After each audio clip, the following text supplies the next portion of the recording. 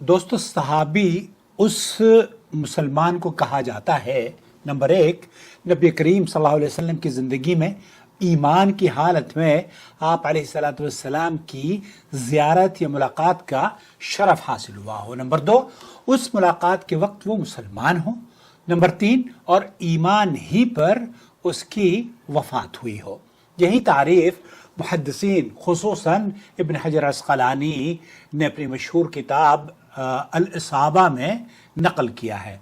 वो ये कहते हैं कि अस्सहाबी मन लक़िय नबी सल्लल्लाहु अलैहि वसल्लम मुअमिनन बिही व मात अलल इस्लाम।